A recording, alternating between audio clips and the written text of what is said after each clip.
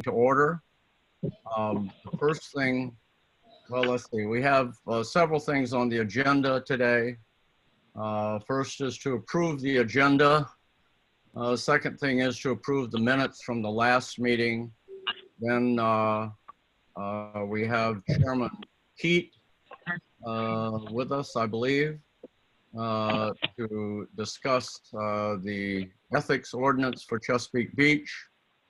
And then we will have Chris, if he's on. I don't see him online yet, but to discuss several sections of the draft comprehensive plan, followed by a discussion of the vision statement.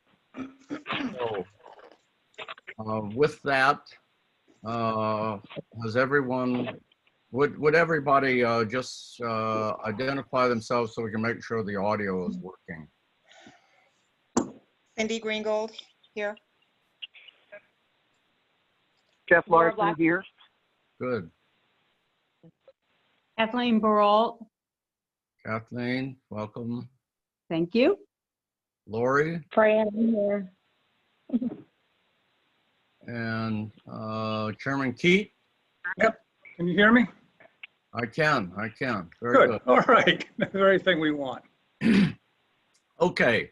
Has everybody had a chance, or has anybody not had a chance to review the agenda for tonight? I've reviewed it. Okay. So I reviewed it as Here. well. all right. Well, does anyone make a motion to approve tonight's agenda? I'll move approval. I'll second it. We have a motion. We have a second. Go around the room here. Kathleen, you vote aye or nay? Aye. Aye. Jonathan? Yeah. Lori? Aye. Cindy? Aye. The agenda has been approved for this evening. Has anyone not had a chance to review the minutes that were distributed by Fran for the last meeting? I've reviewed those. Okay, can we have a motion to approve the minutes from the last meeting?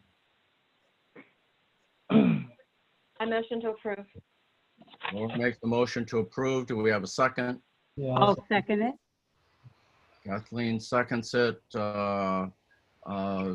Is there anyone opposed? All right, the motion to approve the minutes from the last meeting passes. Next on the agenda is Chairman Keat from the Chesapeake Beach Ethics Commission. Several things have been sent out. A copy of the ordinance was sent out on July 30th electronically to all the commissioners. A copy of tonight's PowerPoint presentation was sent out yesterday to all the commissioners. I think it's a timely topic. I don't know if you've seen the Calvert County Times. I'll hold it up, but it appears backwards. Oh, In any case, in the county, there's a trial case about the master plan, the comprehensive plan for Calvert County that is going to trial here soon over potential ethics violations by the county commissioners, and it's all to be decided by the courts. And so it's an issue that ethics is an issue that we should all be conscious of, and certainly know what the rules are so that we can avoid the problem of getting wrapped up in those kinds of controversies. So with that, Chairman Keat, would you like to take over? thank you. This is the sort of thing which I think is going to be difficult on Zoom, but let's do the best we can. one thing for sure, we're, my colleagues and I put together this, this PowerPoint. We're not positive it's absolutely perfect, and we'll be very glad to modify it in response to questions and criticisms. In fact, Larry sent me a couple of days ago, I don't know, something like 30 comments and suggestions, most of which I was able to adopt easily. But after this session, the next meeting of the Ethics Commission will, one of the things on the agenda will be possible modifications of this training package in response to weaknesses or questions that you guys have. The first thing is that there's a state law that requires every county and municipality to have an ethics ordinance. There was an exception for very small governments, which Chesapeake Beach took advantage of for a number of years. But then finally, 3 or 4 years ago, the state said, no, you're big enough, you got to do this. The basic rule is the municipality's ethics ordinance must be at least as stringent as the state's ethics ordinance, right? It can be more stringent, it can deviate in any number of ways, but at bare minimum, if the state forbids certain actions, then we have to prohibit those actions as well. On the other hand, and they've promulgated a model, which is the town actually adopted a couple of years ago. Then they take the position that they will not answer questions about interpreting the language that they mandate. So we have many pages of this are just verbatim what the state requires, but this Ethics Commission has the authority to interpret it consistent with the needs of the town, I guess. The first thing to understand is, leaving aside the state ethics ordinance, corruption's illegal. It's right, and that's at least what I've seen. Discussions of things that have happened here in Maryland. It's not technical violations of an ethics ordinance or an ethics law. It's plain old simple taking bribes, for example, or giving bribes. Here's a question that Larry asked me on page 8. Talk about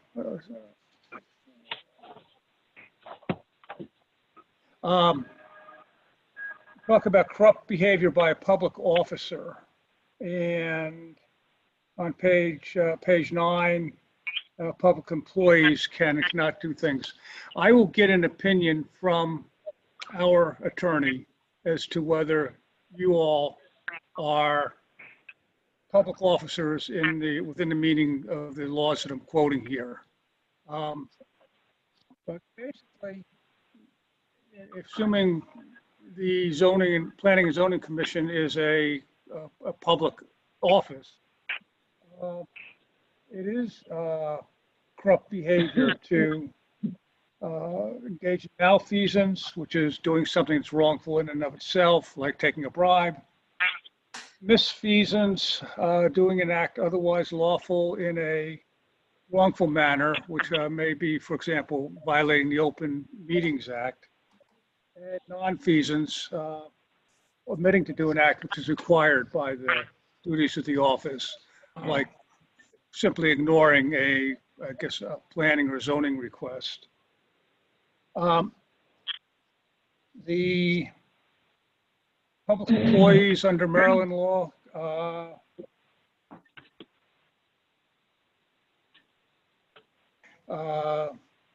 imprisonment for between 2 and 12 years, or a fine of between $100 and $500, or both. The language quote here seems pretty unclear, but that's what it is. That's what it means.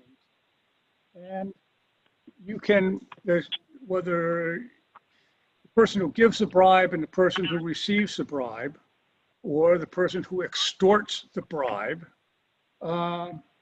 it's money or some kind of benefit for or intended to influence the performance of the official duties of the employee or neglect or fail to perform the official duties of the employee.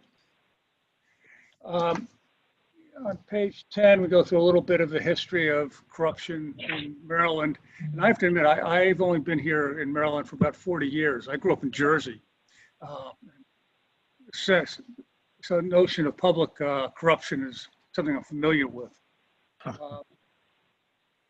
So we have a state law which by 2015 we're finally required to comply with.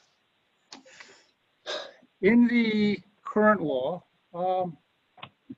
we've identified three purposes.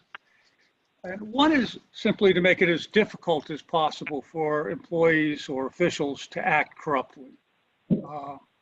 Just create impediments to that being something that can routinely be done.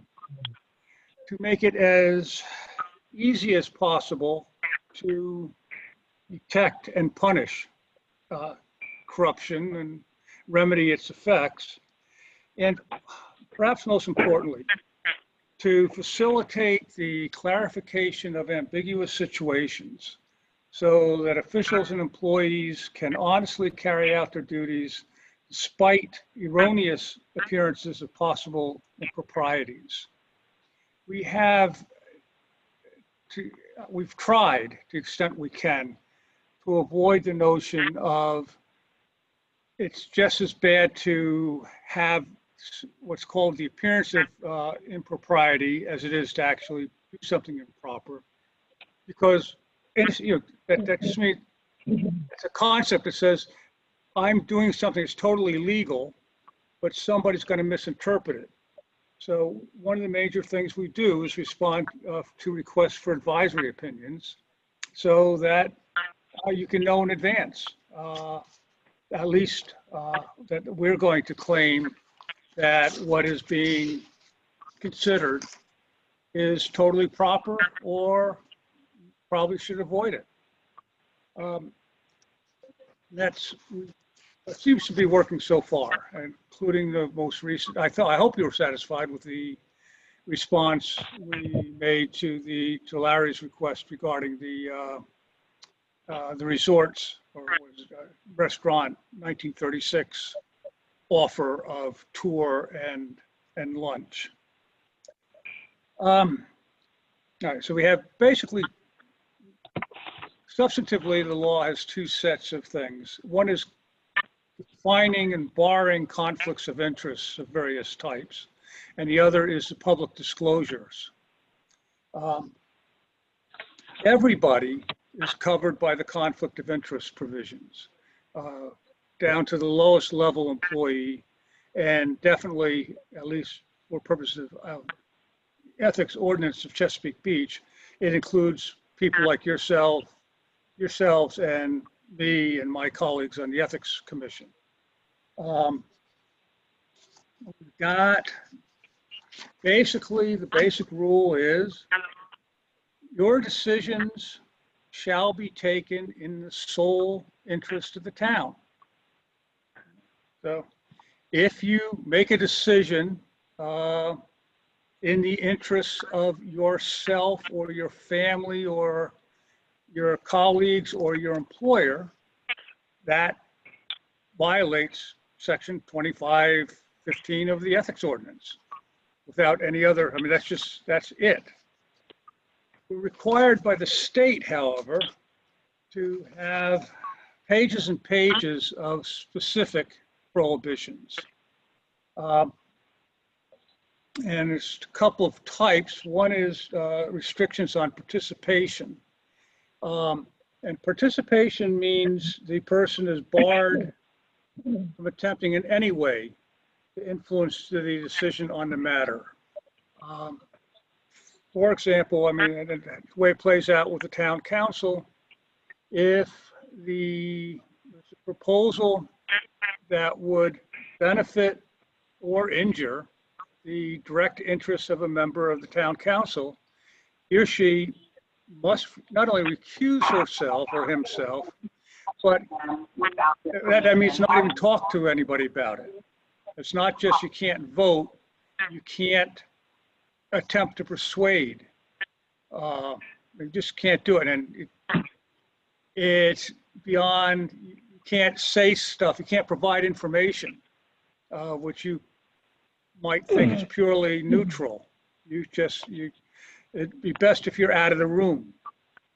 Now, that is the basic rule. And then we have in sections 2517 through 20, a list of specifics required by the state. So anything, you can't participate in anything in any matter that would affect the value of your own real estate or that of a family member.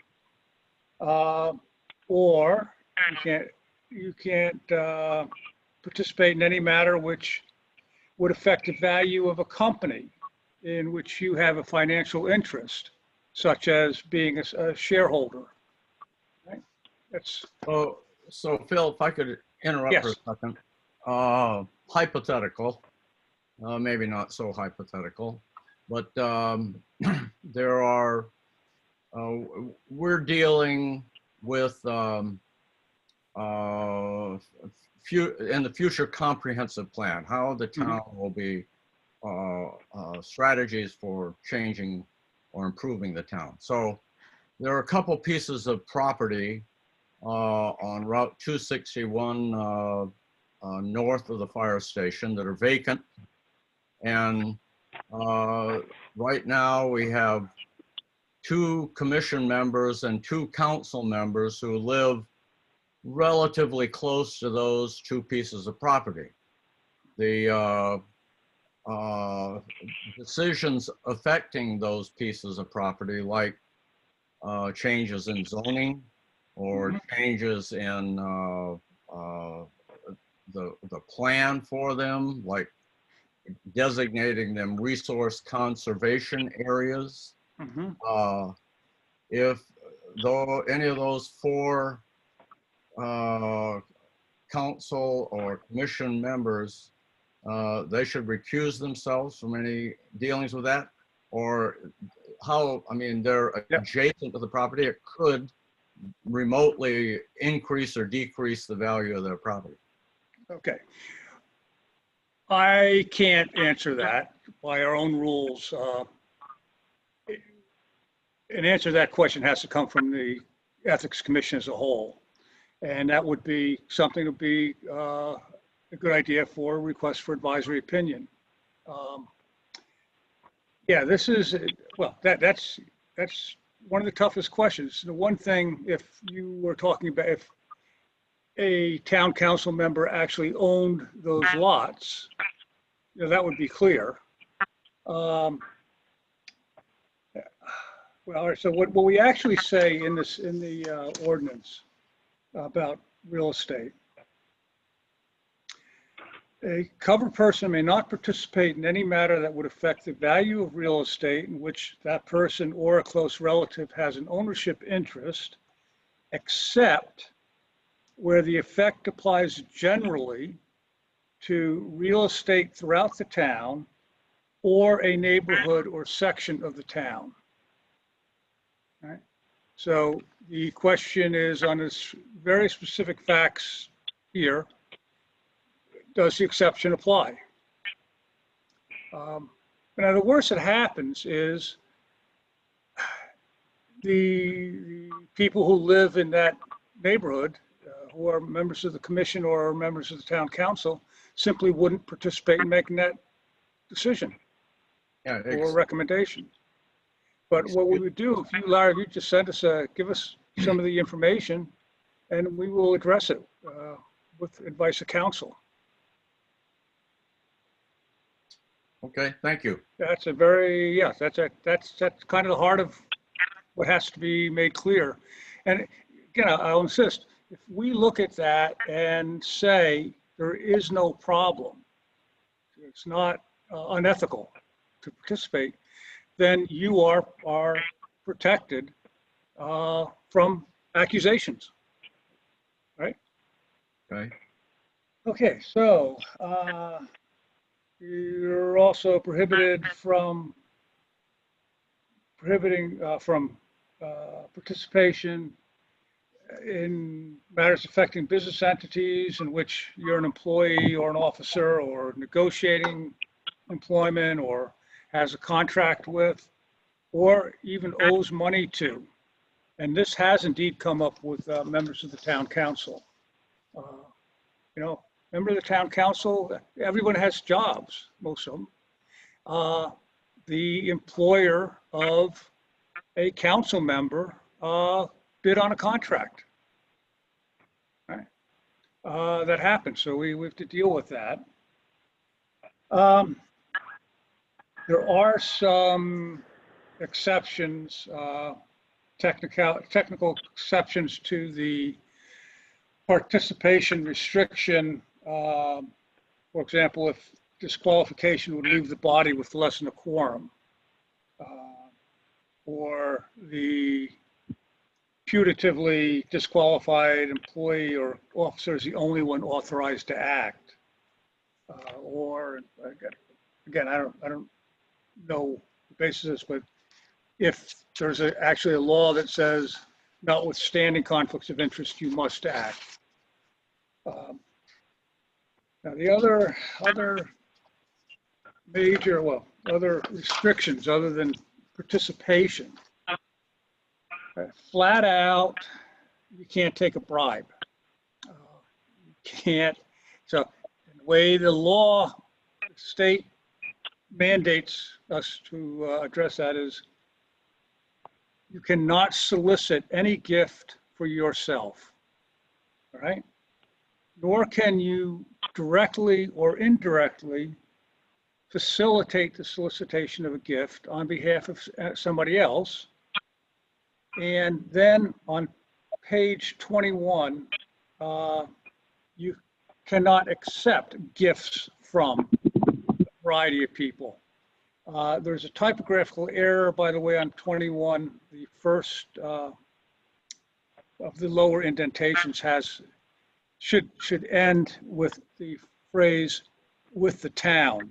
The next clause is, we cannot remember how that snuck in there, but it's not. The first clause is what's in the ordinance, and the other material is not. All right. Now, so for example, a member of the town council has for years raised money for a charitable organization, right? Which is a good thing to do. Came to our attention. Our opinion is that constitutes soliciting gifts for somebody else. And the reason it's prohibited, and we've seen this in scandals at the state and federal level. You say to somebody, you're a government official with power to decide to the benefit of a company, and you make clear that give $100,000 to my pet charity, and that will expedite my consideration of your request. So once we focused on it, the member of the council quickly came to the same conclusion. We may not have understood this well in the past, but once you think about it, no. You're a member of the town council or a member of the planning commission. You can't solicit money or gifts from anybody solicit on behalf of a charity. All right.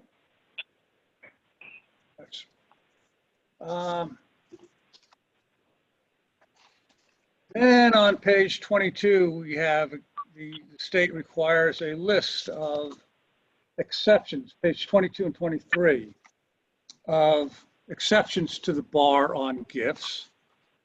And then they require that we, on page 24, have a list of exceptions to the exceptions. Well,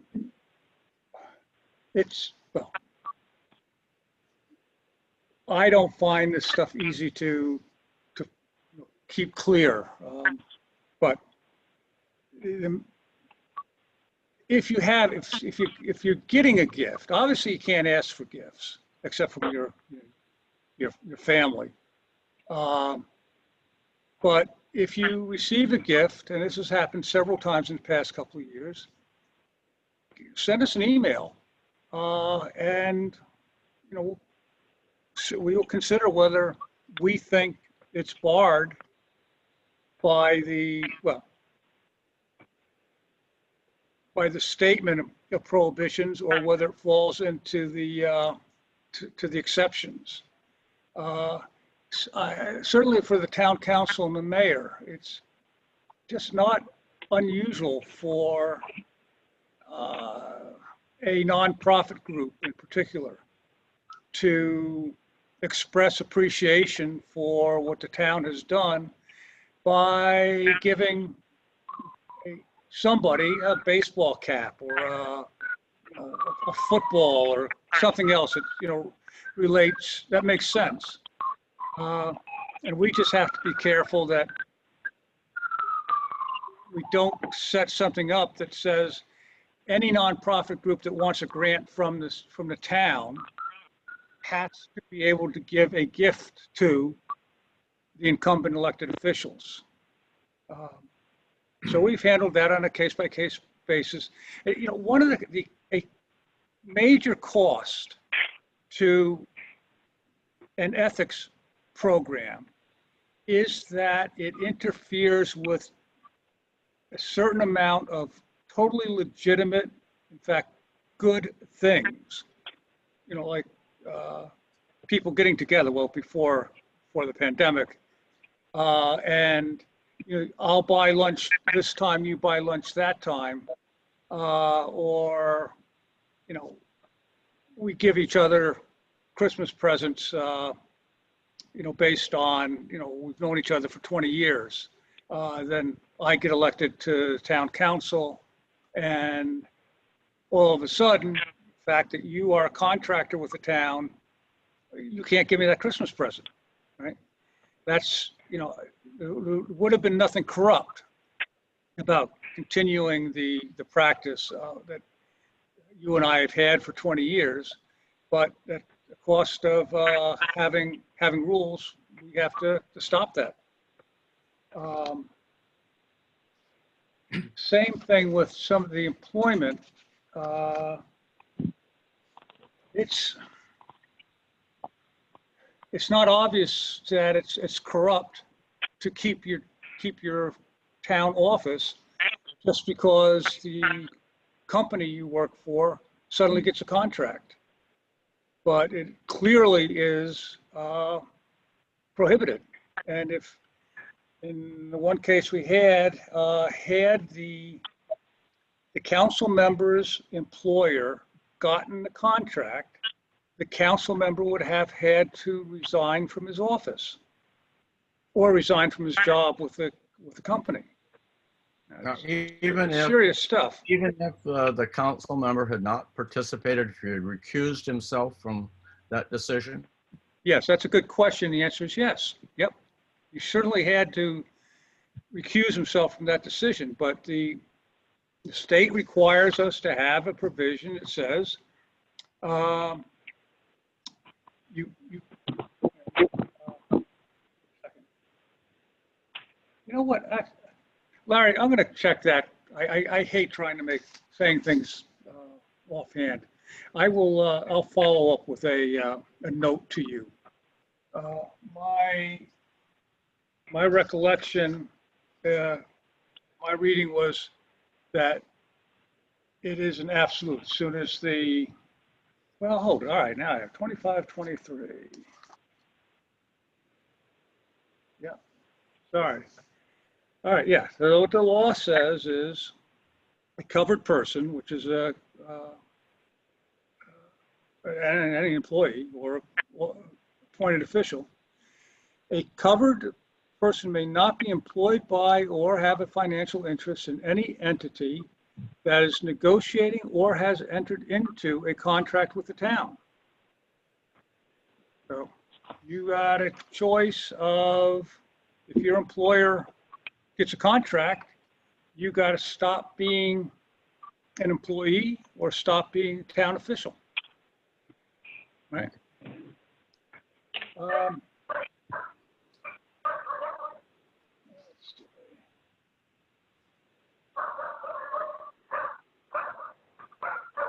Again, the state's law, state's language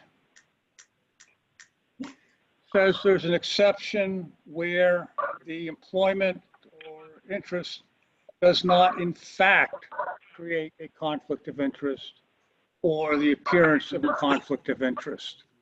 And we haven't confronted that yet. I think possibly an example would be if the town makes a contract with Office Depot for stationery, pens and paper stuff, right?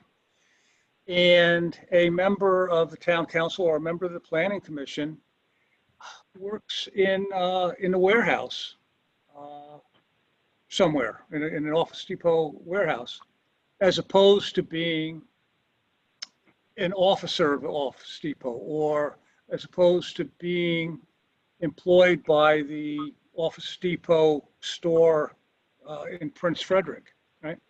It might be that we would conclude that doesn't create even the appearance of a conflict of interest. But that certainly is a case-by-case basis issue.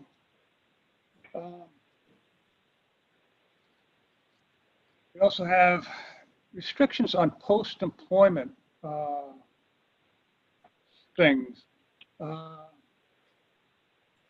Mainly, you can't, after you leave your appointed position,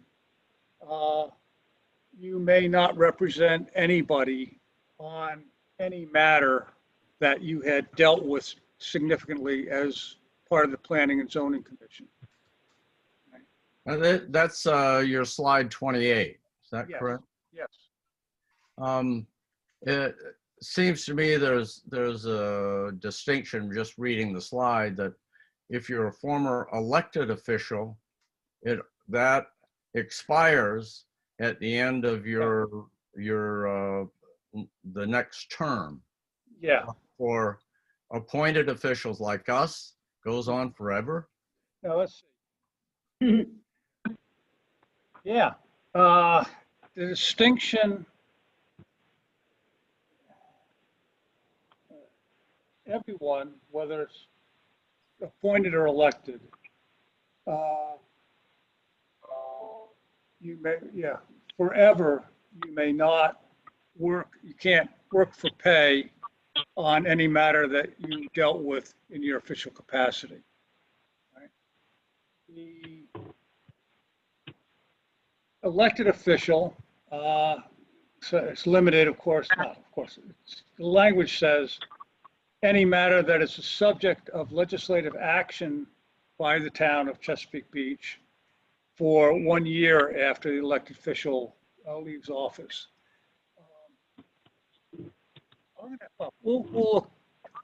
I'm telling you that this distinction is mandated by the state. I will check that. And again, one of the things that this session is useful to me is bringing, well, asking that question puts on the agenda for the next time we consider changes in the ordinance. Is that distinction required?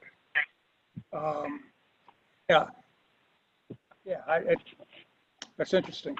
Now we will look at that seriously. But on its face, you cannot, for the rest of your natural lives, get paid after you leave the Planning and Zoning Commission. You can't get paid by anybody to deal with a matter which you had actually, well, which the Planning and Zoning Commission had actually dealt with, okay? And that does not expire ever.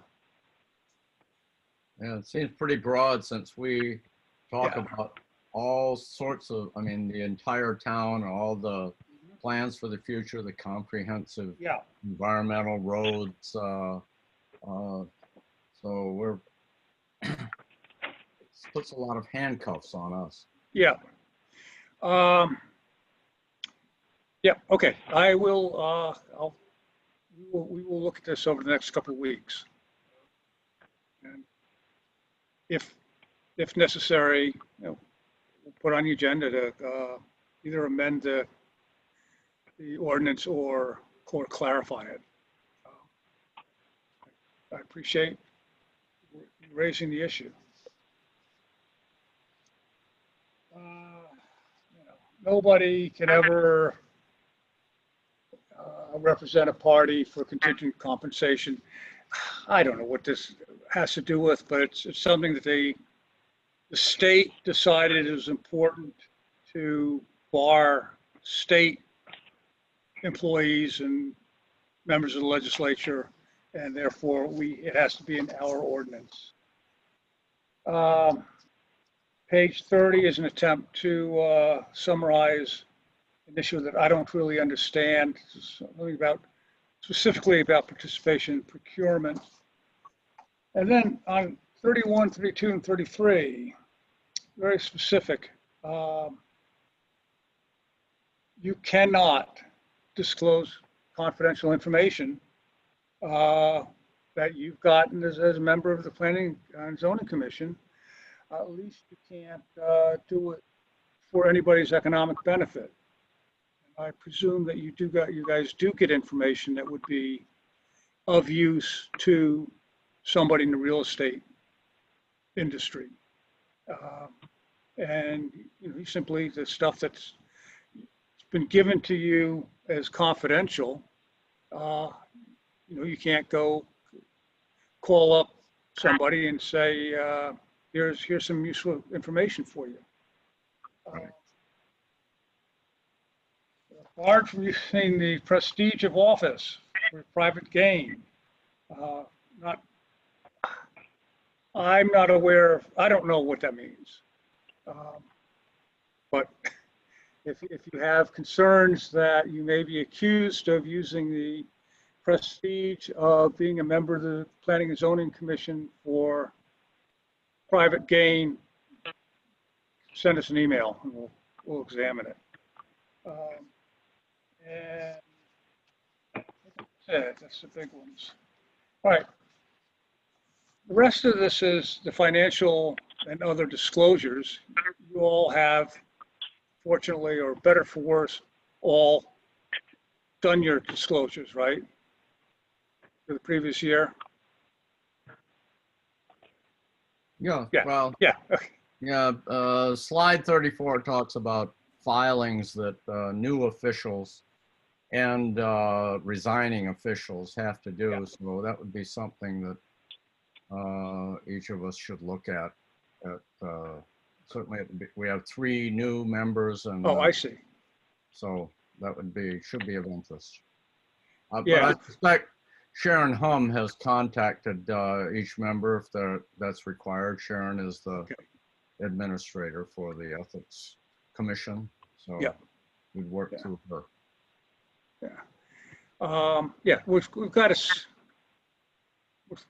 we hope we can set things up so that automatically, well, one thing that ought to be done is when they solicit you to join the Planning Commission, they ought to inform you that you'll have to fill out this, 15 pages of disclosures. Because it may lead you to say, yeah, I'm not going to bother. Right? Right. No, that's on our agenda to get somehow into the hiring process or the recruitment process. One of the major things we did that I guess, well, I don't know, goes beyond the state requirements or just clarifies them, if you are, there are people who, positions that are filled not through the general, you're hired as an employee. The town contracts with a company. For example, the town attorney. The town actually just contracts with a law firm, which then assigns one of its staff to do the duties of Chesapeake Beach town attorney. We've made clear that the law firm as a whole is bound by the same conflict of interest prohibitions and the financial disclosures. So if if the law firm happens to own real estate Chesapeake Beach, that would be affected by, well, period. They have to disclose that, and that we can address the issue of, whether the lawyer's legal advice, improperly benefited the law firm. The purpose of the disclosures, I think really is simply members of the public who have, whether correctly or incorrectly, but reasonably, or as a matter of paranoia, wonder whether a decision, whether by your commission or by the town council, was influenced by, conflicts of interest, right? Well, it's Right. an easy thing. Let's take the example you gave a couple minutes ago, Larry. Let's say nobody lives in none of you guys and none of the commissioners live near those pieces of property, all right? In that case, it'd be very easy to see that nobody possibly could have been affected by a self-interest on that decision. Or, the commission in good faith, makes some recommendations which turn out to double the value of the real estate that you happen to live in, right? And you participated in good faith. Now that's gonna, a member of the public ought to be able to challenge that. So, fortunately, well, I take it back. Yeah, so that's the purpose. Now, again, there are requirements of disclosures that we as the Ethics Commission have trouble seeing the benefit of. And so it's almost as if it's just harassment. For elected officials, for example, they have to give detailed information about real estate anywhere in the world. Right? Well, we can understand, disclosing real estate in Chesapeake Beach or that could be affected by anything that the Chesapeake Beach Town Council can decide. But why you have to provide information about property you own in Colorado is beyond us. It may be that on a state level, maybe the state of Maryland does things that could be affected by resort property in Colorado. But so nevertheless, we got, you've seen it, or most of you have, we have these pages and pages, which fortunately, almost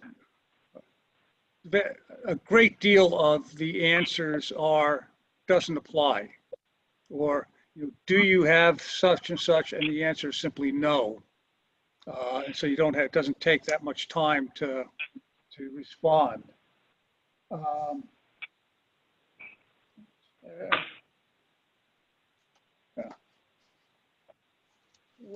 Certainly for those who did the disclosures this year or those who will be doing them, any comments you have, either as to the clarity of the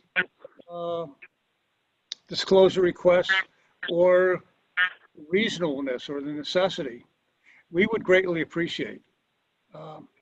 One of the things that is on our unwritten agenda, well, would be, is asking the state to allow Chesapeake Beach to, well, for example, allow Chesapeake Beach to not require elected officials to provide disclosures on real estate outside of Maryland. You know, it's a pain in the neck and it does nobody any good. So if you find in disclosures you make, I mean, you got to make them, but it seems to you silly that you'd be asked for this information, then bring that to our attention. Yeah, and Well, for the- the commissioner's information, if Sharon Hum, there in the town office, is the administrator for the Ethics Commission, and you can communicate those through her Yeah. to the commission. She is simultaneously the town clerk. Yeah. And I guess as that, yeah, she does all our administrative work.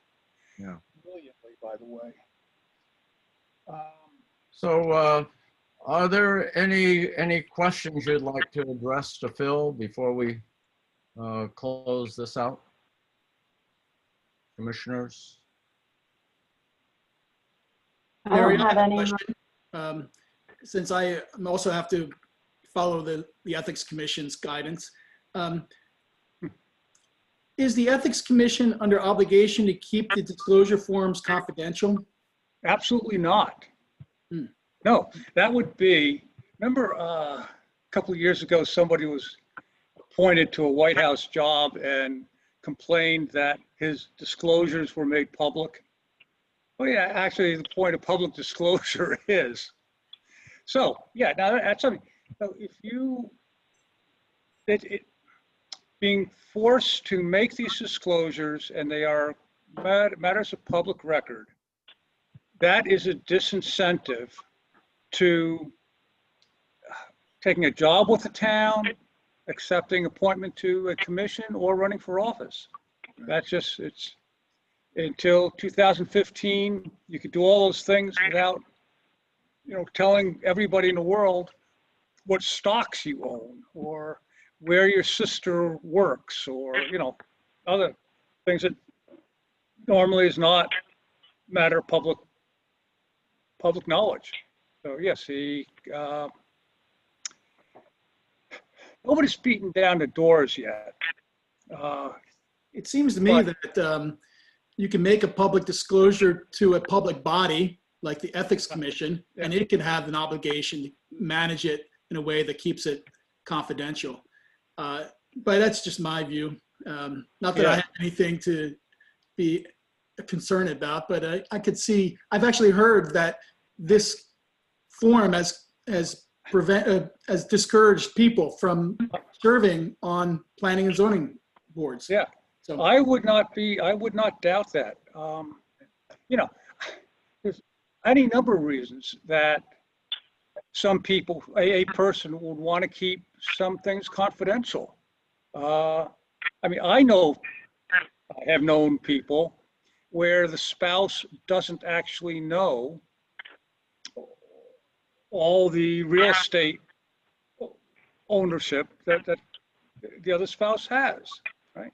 So, in that situation, if you don't want your spouse to know that you've invested, $40,000 in buying a vacant lot somewhere, then you can't take the job.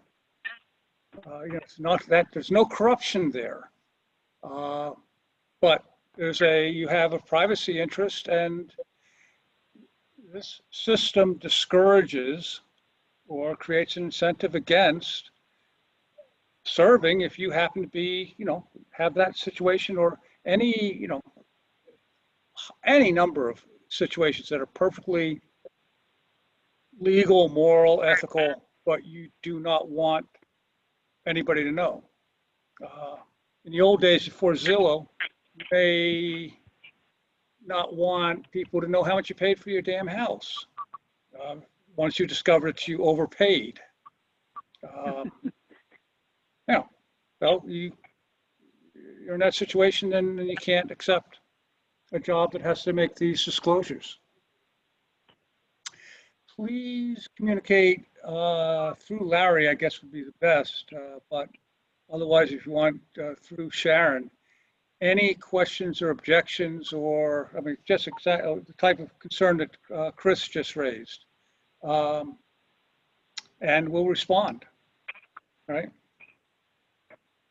Well, this is Kathleen. I guess my experience has been working in the federal arena as well as local government. I mean, there was a great many rules and regulations regarding gifts and obviously the Hatch Amendment and, you know, politicking in your workplace and, you know, the federal government also too, you know, when people, they're appreciative, somebody visits a federal office and they're from a foreign government and they give you a hat, you know, anything under $10 you could accept. And I noticed in the Chesapeake Beach, you know, I think it was a $20 stipend or amount of money. But I think, I don't know, for those who have been in federal service or public service, I think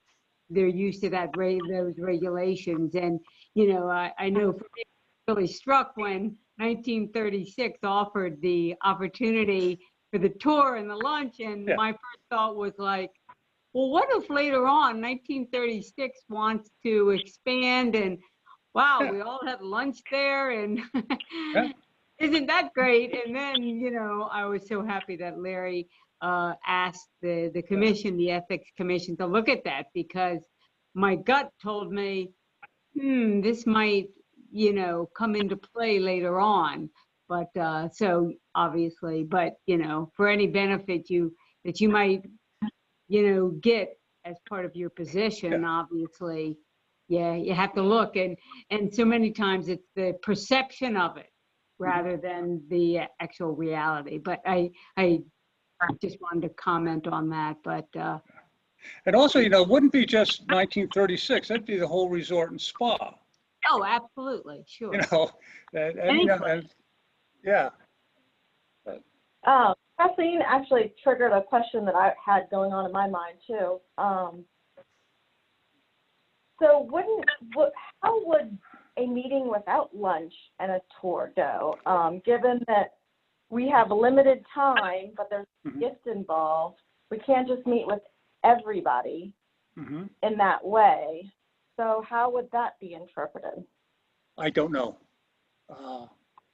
And if something like that comes up, you know, again, my colleagues and I would actually meet in a public meeting and address it. That's okay. I was just thinking that. Yeah. I mean, so we took some time to think about, you know, it's one thing, obviously, if it was a free lunch being offered, yeah, that's clearly, you know, it's a bribe. I mean, it's a gift to you because you Of your position. likely, and you're likely to deal with matters of financial interest to the resort.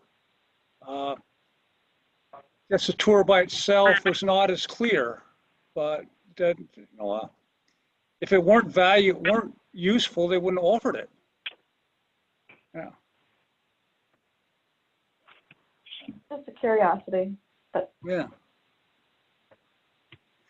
Okay, appreciate the opportunity, and let me express my appreciation for all the work you guys do preserving our fair city.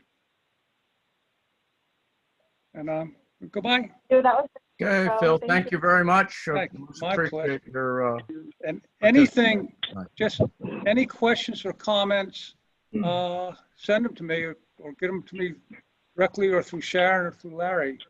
And we will, my colleagues and I will address them. Okay? all Good right. night. Thank you, sir. Bye. Thank you. Good night. Okay, next on the agenda, Chris, well, let me step back a second. The following item is a rollover from our previous meeting.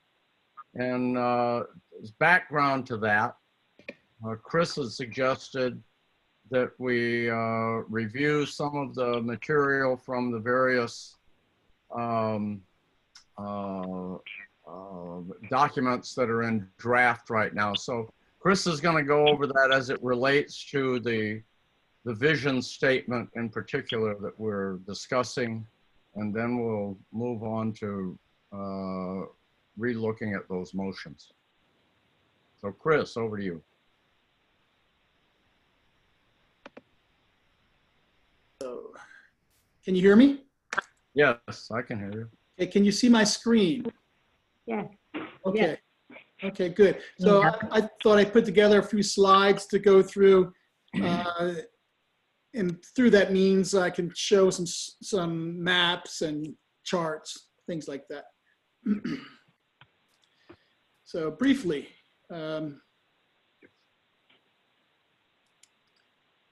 I thought this map would be useful, especially for the new planning commission members. I don't want to assume that the places I'll mention are already in your mind's eye. So I just want to highlight some locations on the map. Starting from the south, we have Chesapeake Village subdivision, started in the late 90s, or I'm sorry, in the 2000s and finished by about 2010. Bayview Hills and Richfield Station. We have the Heritage, which is under development now, and I'll be talking about that.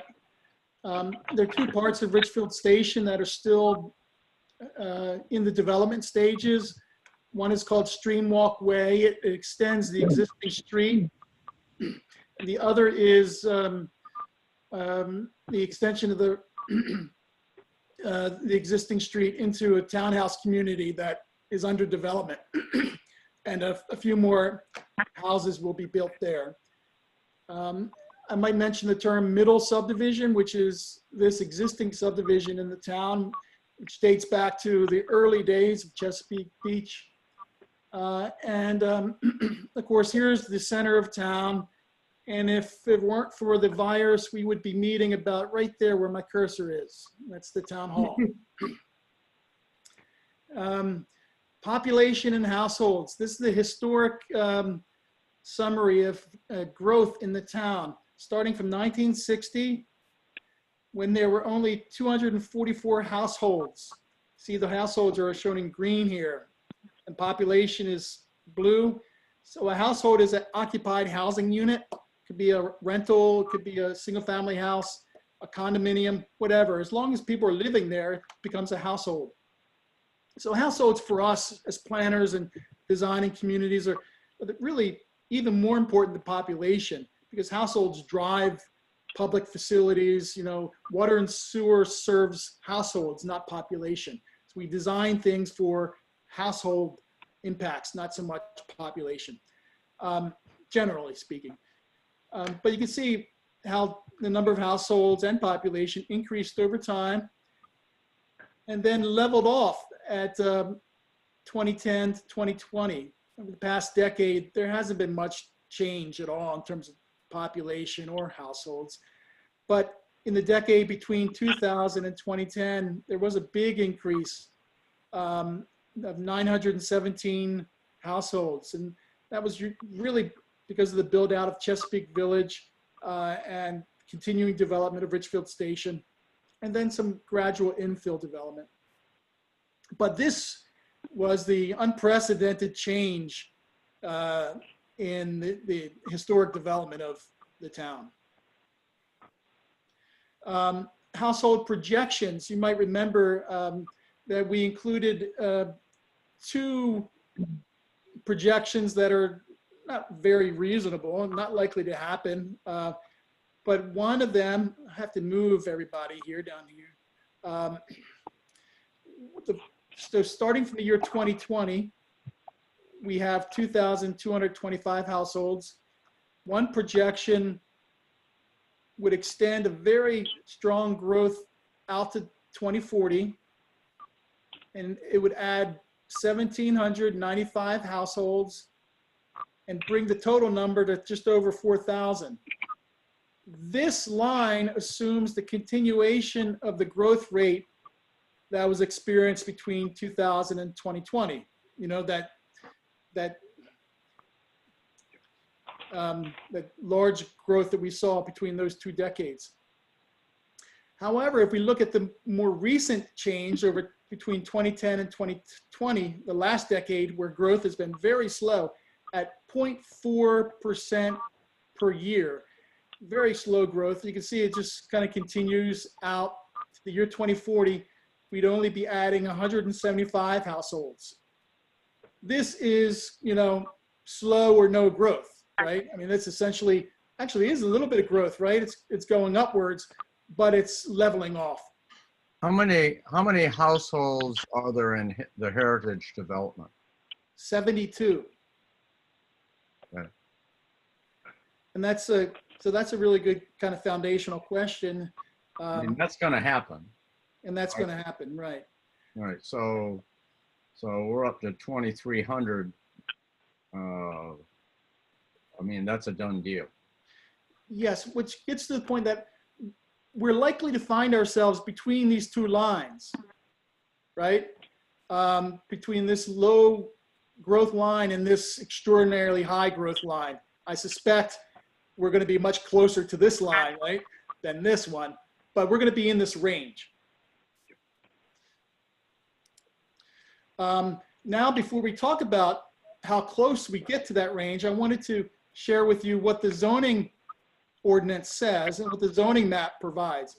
And remember, zoning sets up the expectation that people have for the value of their property and the ability for them to change it and to develop it.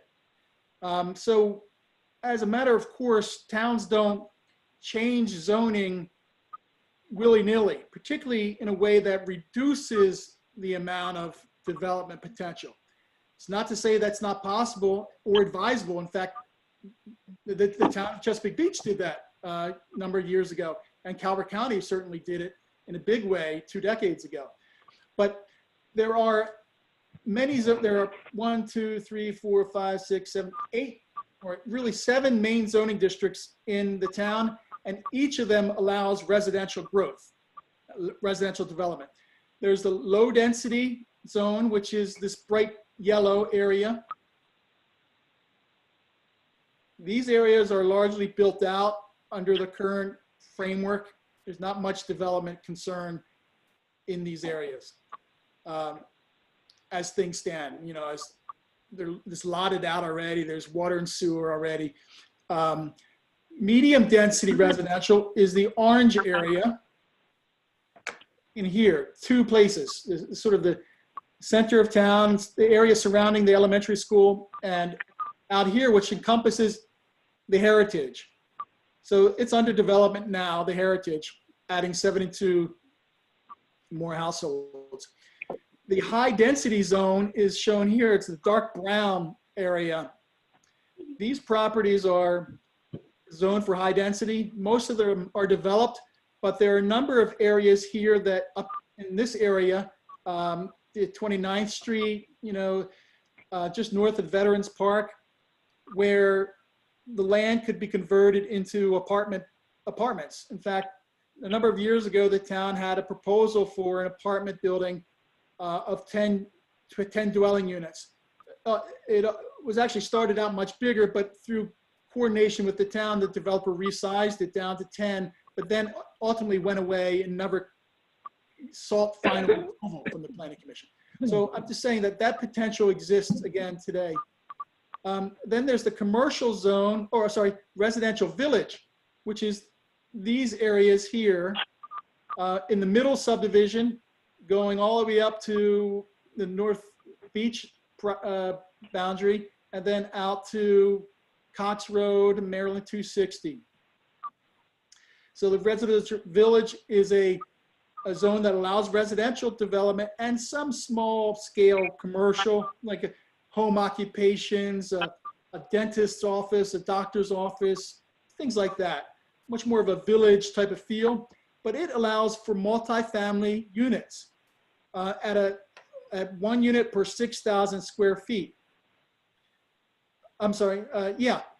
So you'd have to consolidate a number of lots to really make a real development scenario there. But that's not hard to imagine here where the lots are, the parcels are bigger. So there's a lot of, there's latent development potential in these areas of town now because the current zoning allows for 7.25 units per acre. Then there's the commercial zone, which is everything that's red on this map. Commercial properties can be developed for multifamily and townhouses at a rate of 12 units per acre. Then there's the Maritime District, which is this blue, greenish blue, aqua color. A big share of this property is owned by the public sector now, of course. A big share is owned by the Rod and Reel Incorporated. And then another large portion is owned by Abner's, and then a number of individual property owners own parcels here. This is the most permissive zoning district. It allows density or units at 12 units per acre, like the commercial, but this area is entirely within this zone, a bonus density overlay zone. So which allows units at 36 units per acre. So it allows for real apartment buildings, relatively urban area type of apartment buildings. And we'll show you some ideas about that later. So to the extent that any of this is privately owned, it may be developed, or proposals may come in for development. Just like the Harbor Vista South project. Remember, that actually got approved by the Planning Commission, but was never built, and its approval expired. But it's reasonable to expect that project to come back at some point. And then the bonus density overlay zone, that applies to the Aqua area, the Maritime District, but it also applies to the high density zone, this residential village zone, this residential village zone. Yeah, and that's it. So, oops, I'm sorry.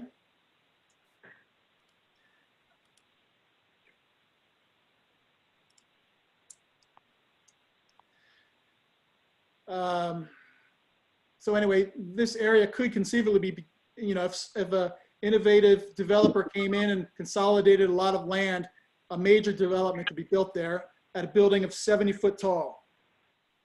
And of course, any building here could be up to 70 foot tall as well under the bonus density overlay zone. I just point that out because there's real development potential existing already. Now, so I wanted to talk about that development potential in a very constrained way. I only want to focus on what is really reasonable, what could really happen without much complication. So first, there's the build out of existing subdivision plats. Streamwalk Way would add 54 houses.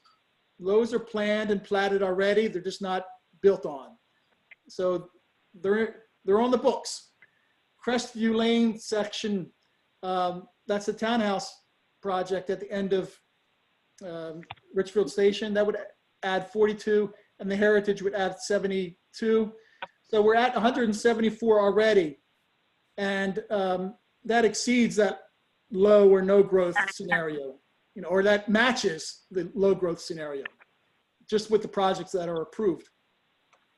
But there's infill that's possible under the current zone. Infill that's allowed without even redeveloping land. Infill that's allowed just by making use of a vacant parcel, which is allowed to the extent that it's allowed under the current zoning ordinance. So in that residential plan community, 50 houses could be built there still. In the medium density zone, 5 houses. In the residential village, 100 houses. And that's typically along that Cox Road corridor, encompassing those big projects that are properties that overlook Kellum's Field. In the high density zone 10, that's kind of a plug. I just assumed that the project that came into us before came in again. I think if someone partnered with a number of property owners, they can consolidate enough ground to do something much bigger than this. But I'm not assuming those. I'm just assuming the projects that we can kind of get our arms around. And then in that maritime district, 150 units could be built on privately owned land. And we saw a share of those already being proposed and approved by the town and then expiring. Which is to say that there's 315 households that could be added to the town without any real development, or redevelopment of grounds, simply by someone waking up and deciding, I'd like to subdivide my 3-acre tract or my 2-acre tract and put a small apartment building and another single family house. They could do that, and it could come to you on any given planning commission night. Now, I wanted to mention that this 315 assumes that the land is undeveloped and unconstrained by environmental conditions. So I took out all the land that is wet or wetland buffer, steep slopes, and only the upland areas that could actually be developed.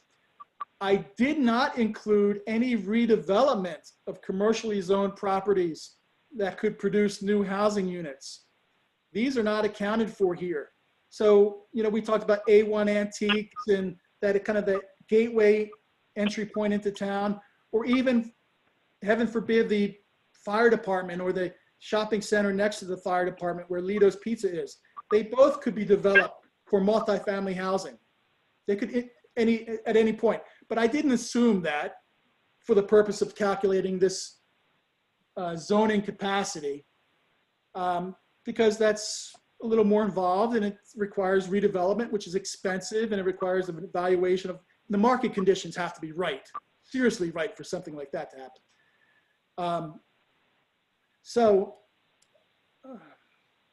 I'm sorry, I'm trying to navigate through here with the Zoom. It's a little difficult. Okay, so the total estimated households, 174 plus 315 is 489. And that's an estimated population additional of 1320. But the key number for me is that what's kind of the lay of the land right now, without any real redevelopment or real creative thinking on the part of developers, there's 489 units that are out there that could be built under current zoning laws. Next, I want to describe what the land use plan says, because the land use plan doesn't take that as a given. It just takes that as useful information about where we are today.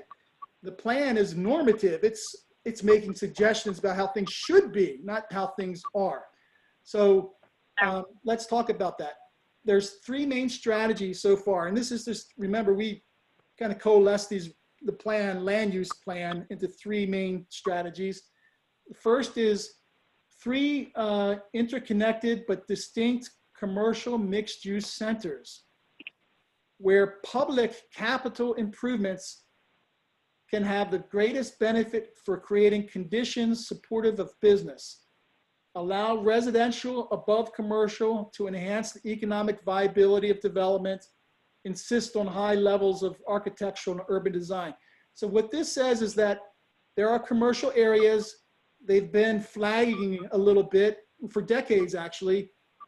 It says we'd like to see them redevelop and become more vibrant, and we're willing to make capital investments to facilitate that. We're going to engage with the private market to help bring about a better use of property that serves the interests of the community. That's what this says. So where are those areas? Remember, one is here at 260. Here's 260 coming into town. F Street, E Street. The other one is the town center, right in the center of town. And this really speaks to what people have told us throughout the planning process. We want a town center. We want something like this picture. We want a place to be able to meet, have restaurants or cafe and park and things like that. And then the other one is what I call the Hilltop Center. It's that collection of commercial zone properties that are south of town that occasionally have businesses in them, occasionally not. Now, I want to highlight a couple things. Remember what I just did here.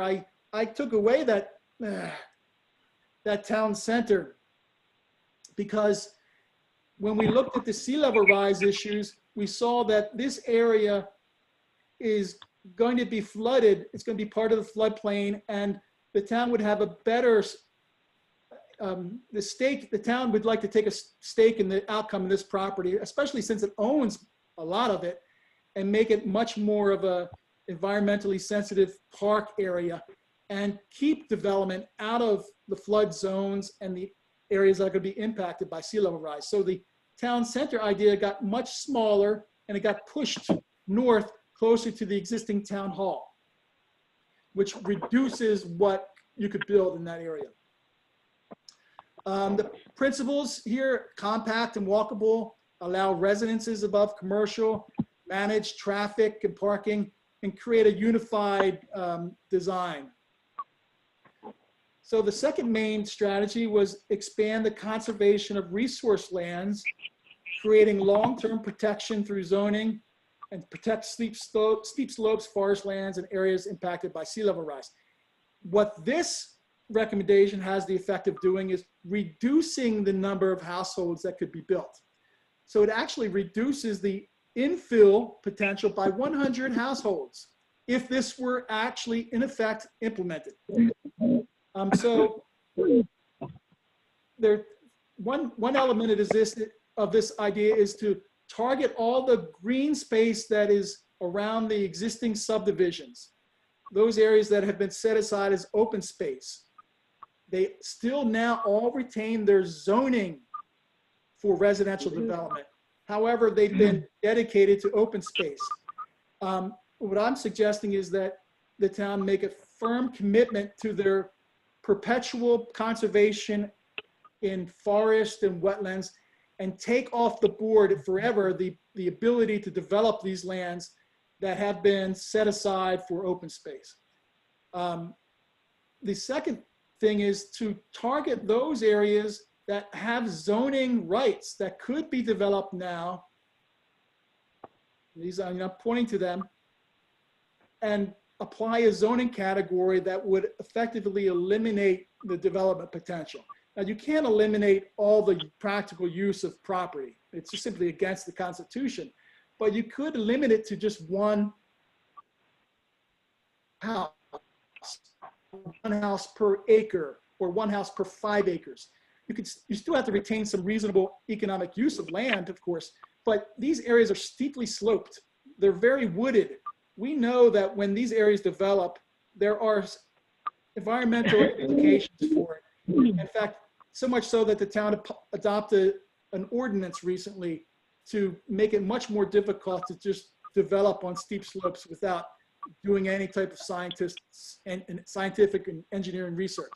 So this recommendation would lower the amount of units that could be built in the town by protecting the environmental resource. And of course, you remember this slide, most of you do, or at least half now. This is the Randall Cliffs Natural Heritage Area. It's zoned for resource conservation already. It's got the zoning that I think could apply to those other green areas I mentioned. But this area owned by Quality Built Homes and Overlook LLC, these are still zoned for residential development, even though they are to some varying extents considered open space. In other words, they were used in order to justify or to gather enough land to make this dense residential development. But that's not to say that at some point in the future, the town could say, well, we know you set that aside and that was the deal, but we're going to change the ordinance to free up this area for future growth. It's possible. So changing this to a resource conservation enshrines that open space vision forever, or at least until the zoning ordinance is changed again. But it's the best a town could do, short of Correct. buying land. And then the third recommendation, and I'm getting close, is conservation of existing neighborhoods by improving infrastructure like sidewalks and street lights and street trees and drainage. Those things that really will improve quality of life for people. And encourage development that is compatible with its location. And that means, in effect, in some locations, reducing the amount of development or the types of development that can happen because they may not be compatible with the development that is there today. But it also says focus on allowable housing types rather than abstract notions of density. And this is something that Jeff, the previous Planning Commission chairman, was very strong about. He didn't like this notion of high density, medium density. After all, we're building a town, and what buildings look like is really critical to know. And what's less important is that there's 4 houses per acre. What's more important is that that building where they're looking looks like a single family house and fits into the neighborhood fabric. So, and I really like that. In fact, that is where the industry and the policies are leading throughout the country too. So that brings us to what types of housing are appropriate for Chesapeake Beach moving forward. And you might remember we showed various images. And these are only images to indicate different housing types. And of course, I didn't include images of a single family detached house. We know what that looks like generally, or townhouse, although there are a variety of townhouse types. We know what these two look like. But there's duplexes, side-by-side duplexes and over-under like a shotgun.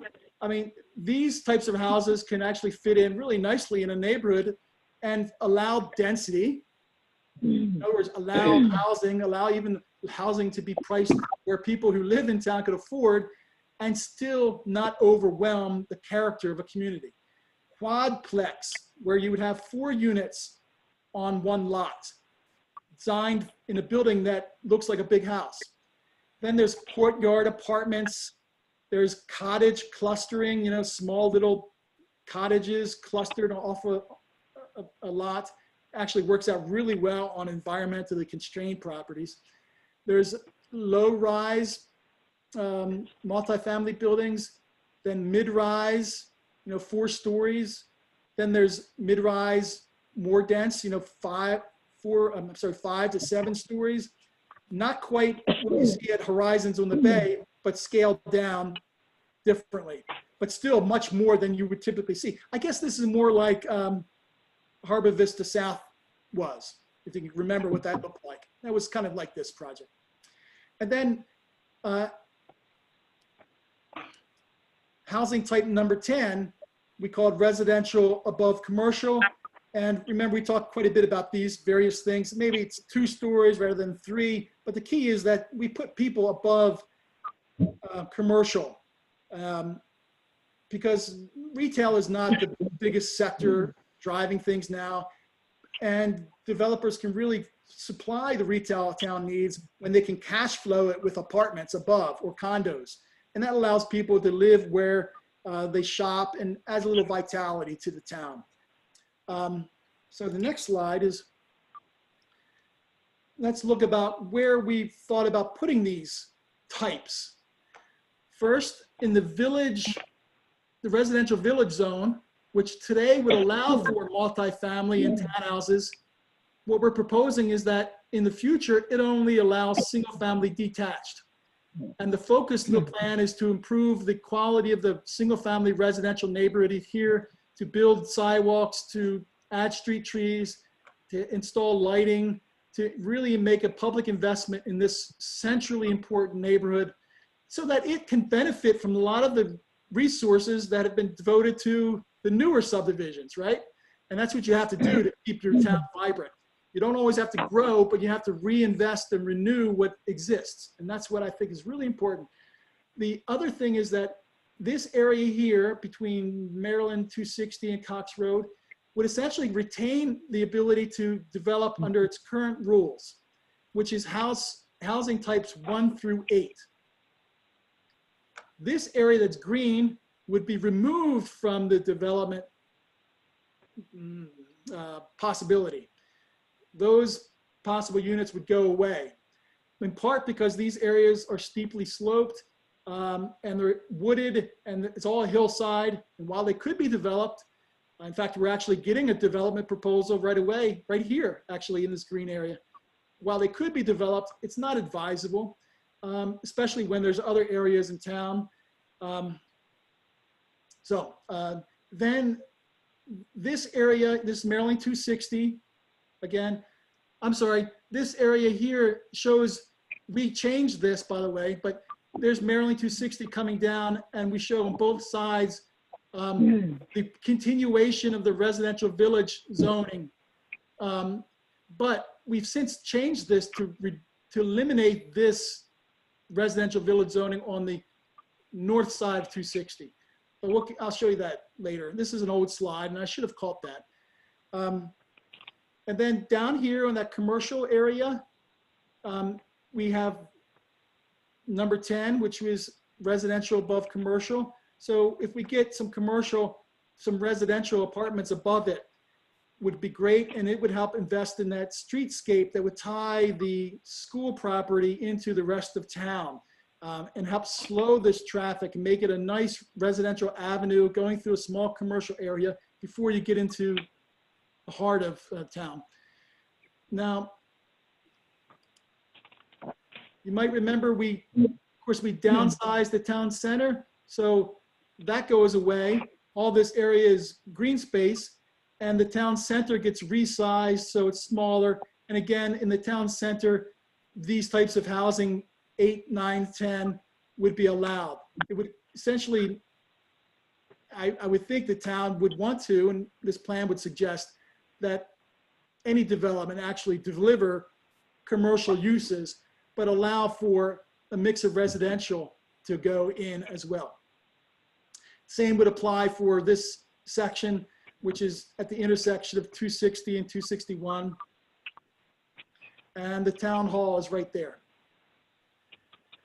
Okay, now to just zero in on these areas in a little more detailed way.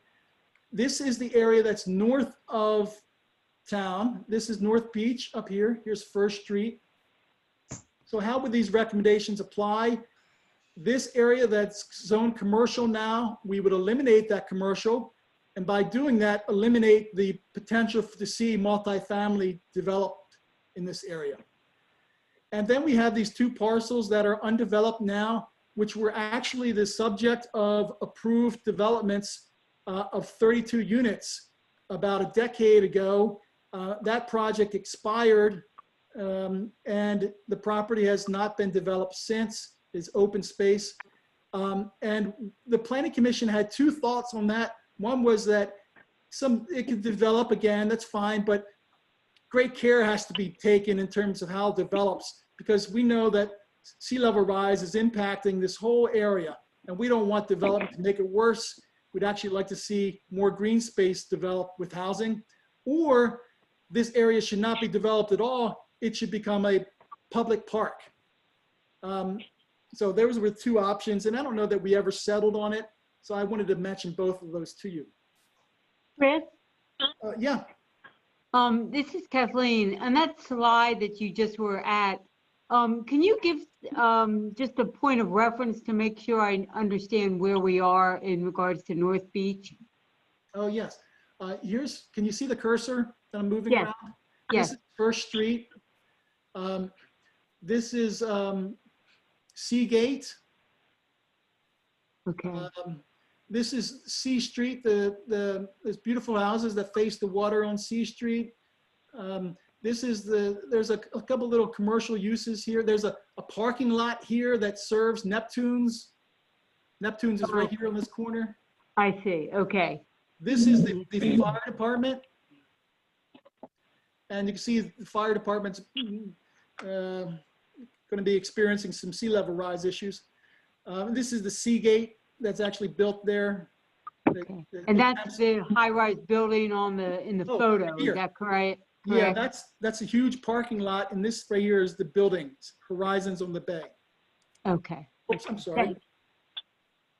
Oh, well, here's the picture. Let's look at it. So I put this picture here. Again, here's Seagate's townhouse community, right? Yes. And there's that Seagate, and here's Horizons on the Bay, the rooftop, Mm-hmm. fire department, wastewater treatment plant, and here are those lots that we were just talking about. I see. Okay. Thank you so much. Okay. Now let's move down the road a little bit to the center of town. And again, let's talk about those mixed-use centers. I show them here with circles, one circle here and one here. Again, this is much smaller than our first concept, which included this whole thing being kind of a town center. And then this is sea level impact zone. I'm not going through the whole sea level rise discussion tonight, but this is the area that's going to be impacted by sea level rise. And it's actually being impacted now in an incredible way. I wish that you could talk to Jay Barry, the Public Works Director, at some point. Maybe I'll get him in to talk with you. It's quite remarkable how nature is reclaiming this ground, and it's all made land. So this is see the images on the bottom, these three big park-like images? That's what we last talked about when we talked about a park plan or the park recommendations in the plan, that these images would be precedent images for how Kellum's Field and all those parking lots and all that impervious surface area could be developed. It would be a destination recreational resource, and it would be next to a town center that was scaled to the kind of the experience of Chesapeake Beach. And I just threw this in there to suggest something small scale, buildings and outdoor seating, but there'd be a town center on a natural recreational area connected to this gateway town center. All this kind of works together. Again, I mentioned resource conservation in this area here.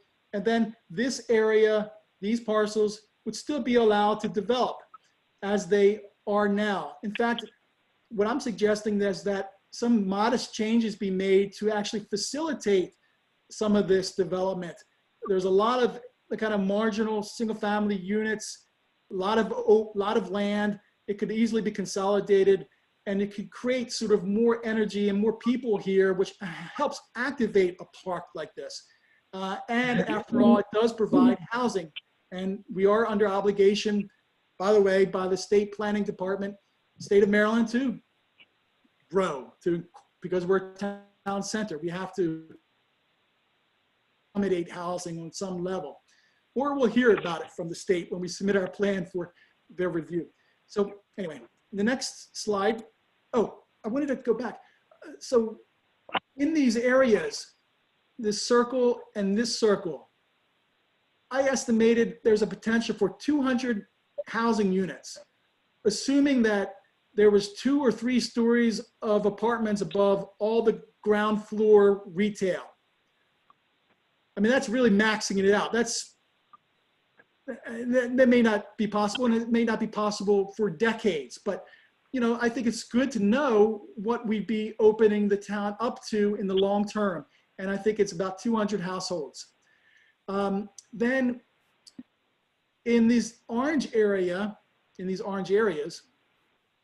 there would be a potential for an additional 30 units over what's allowed now. The sort of a net increase, because we would drop the number, we would increase the density to 1 unit per 2,500 square feet, so that we could allow for duplexes and quadplexes in these variety of housing types. Again, they're scaled to the community, the residential community. They're not tall buildings, but they need a little more help in terms of density to make them work, or else we won't get any change to this area, which may be fine too. And then in these areas, again, there's a potential for a net gain of 40 new housing units. And again, that comes about by tweaking the underlying zoning a bit to allow for 1 unit per 2,500 square feet. Okay.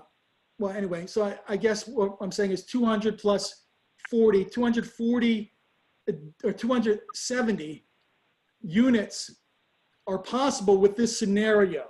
This is not saying it happens in the next 10 years or 20 years, but with this scenario, we're talking about, that's the increase. And then if we go further, oops, I went the wrong way, sorry. Then further south, here's the hotel resort complex. This orange polygon here, that is the location for Harbor Vista South that came to you and was approved before. I would assume that that would come in again at some point, and I've just shown it as that the plan would recommend and endorse that type of project at that location. And then the rest of this becomes maritime commercial, just like it is today. But so this is the part that adds housing units. This doesn't change. This is what, you could do this today. And basically it's built out now. I don't see any changes occurring. But so the only sort of new development on this page would be on this parcel. And we've seen that project already. How many units was that, Chris? I think That was a 5-story building, wasn't it? yeah, but the footprint was small. So it was between 36 and 42 or 44. It was right in that zone. And then if we just go further south to the hilltop zone that I mentioned, here's Beach Elementary School.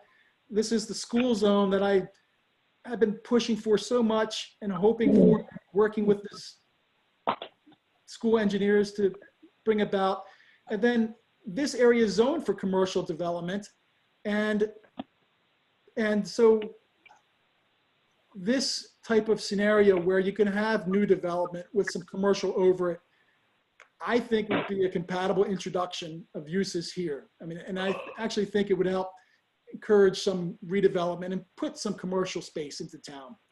And again, the part of the issue here, going back, way back, when we met with the Economic Development Group, is that they see a need, and I concur, for more commercial development opportunities in the town. And so we're not really adding any, we're just facilitating what's zoned now. We're encouraging it by introducing the possibility of developing this type of scenario rather than a commercial building that's only 35 foot tall.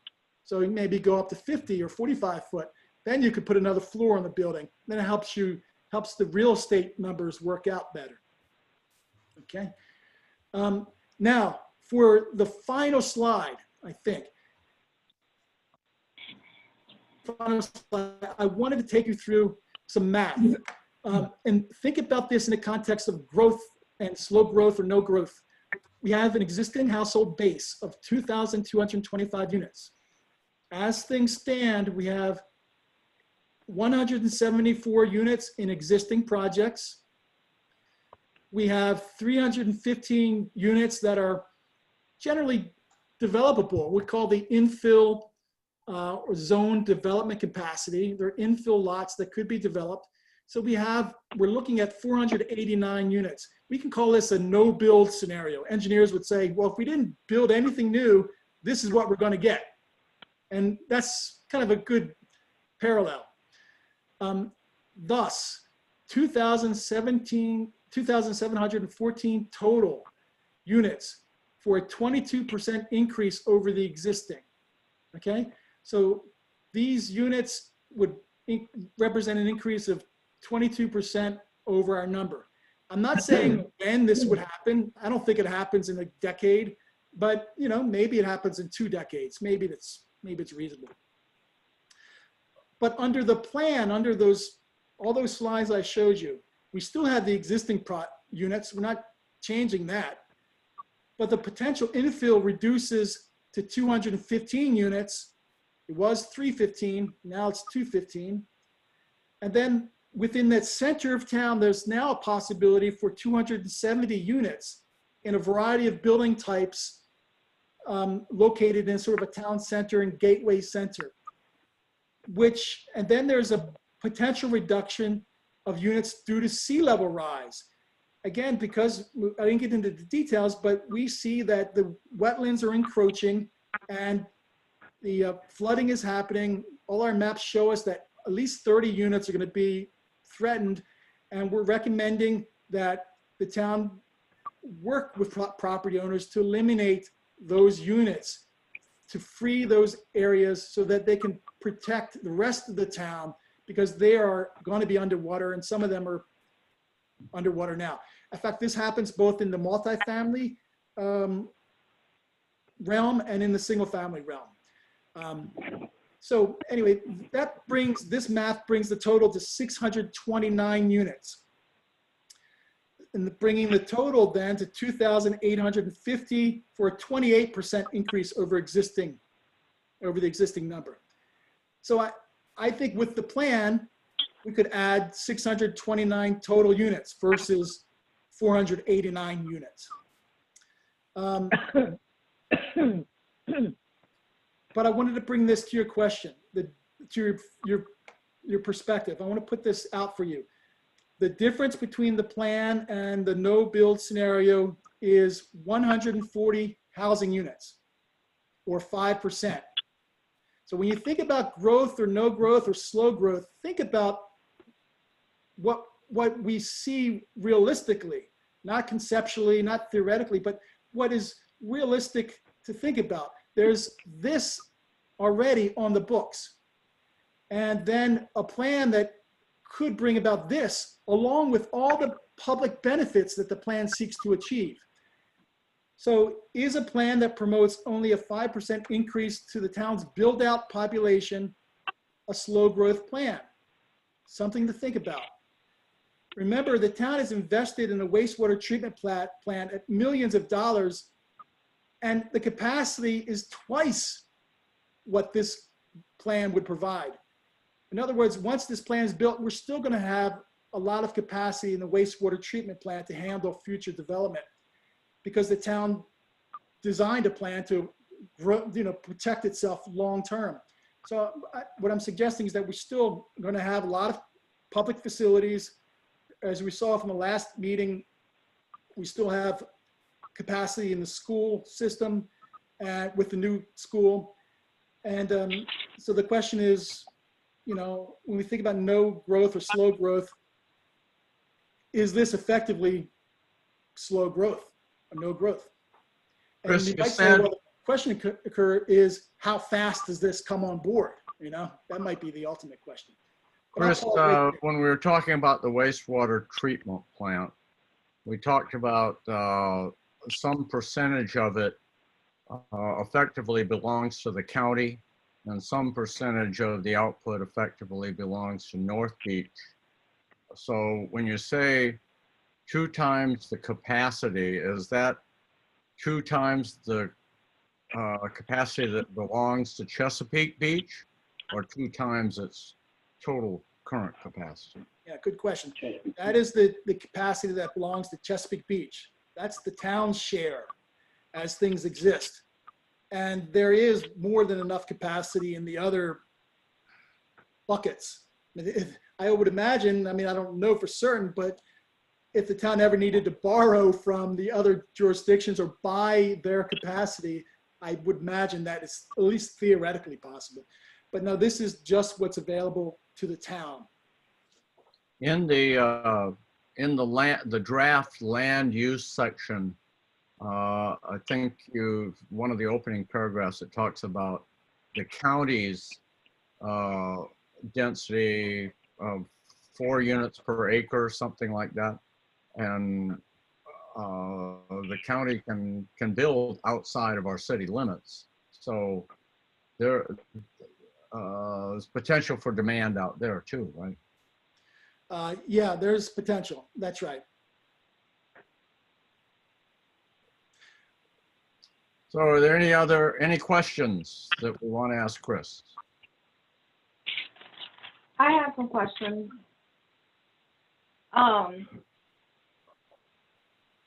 First, Chris, I wonder why we're not making use, if what people have communicated that they wanted was commercial property and commercial amenities, why aren't we using the commercial non-residential designation?